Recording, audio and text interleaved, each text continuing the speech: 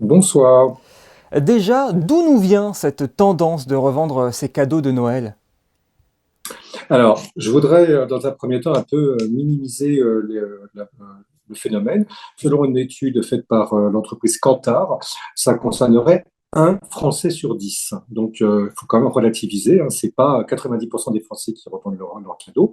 Ce qui est intéressant, ce qu'on peut déjà dire, c'est que c'est tout à fait la relation au cadeau a changé au fil du temps et qu'elle est devenue assez décomplexée, puisqu'aujourd'hui, effectivement, on n'hésite pas, dès le lendemain, parfois même l'après-midi même, le soir même, quand la nuit est tombée, à revendre le cadeau raté du tonton, de la tata, de la grand-mère. Voilà.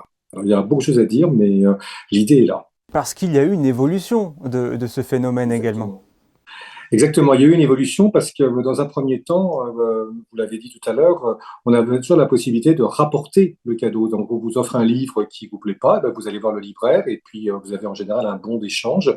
C'est valable pour un vêtement qui n'est pas la bonne taille, etc. Donc, il y a finalement un canal légal.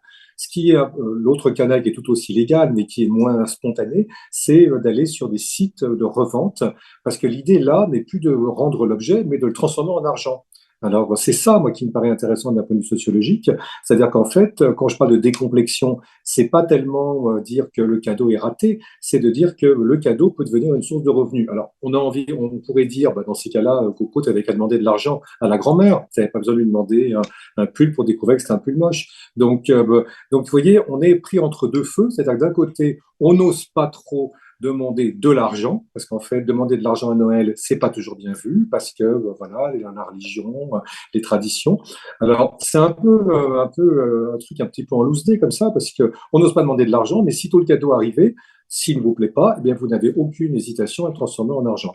Et pour aller plus loin sur cette décomplexion, qu'est-ce que ça peut dire sur notre société, ce phénomène de revente? En fait, la valeur de l'objet devient une valeur marchande, alors que pendant longtemps, un cadeau, c'était une valeur affective. C'est-à-dire que même si le cadeau ne vous plaisait pas, et là je caricature un peu, ben, c'était quand même le cadeau fait par la grande-tante ou la grand-mère, et donc à ce titre-là, ça avait une valeur, c'est que ça racontait une histoire, ça racontait l'histoire du Noël raté du 25 décembre 2023, parce que le cadeau ne plaisait pas, mais c'était déjà une histoire.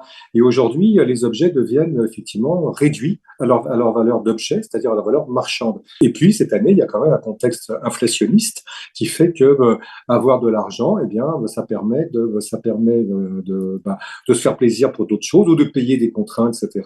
Mais dans ces cas-là, comme je disais tout à l'heure, le chemin le plus court aurait peut-être été de demander de l'argent à ses parents, à son oncle, à sa grand-mère, plutôt que de jouer le jeu du cadeau pour ensuite le transformer en argent.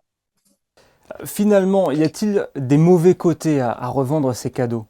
Entre les magasins qui proposent des chèques cadeaux et la multiplication des plateformes de revente de façon ou d'échange, bien forcément, ce qu'on appelle les consommateurs, eh bien, sont de plus en plus habitués à cet acte-là. Mais il n'y a rien de naturel dans tout ça. C'est parce qu'on est entouré d'un environnement, je dirais, fait de réseaux et d'Internet et de facilité que les gens se disent, ben, pourquoi pas moi? Donc, en fait, ça fait tomber les barrières.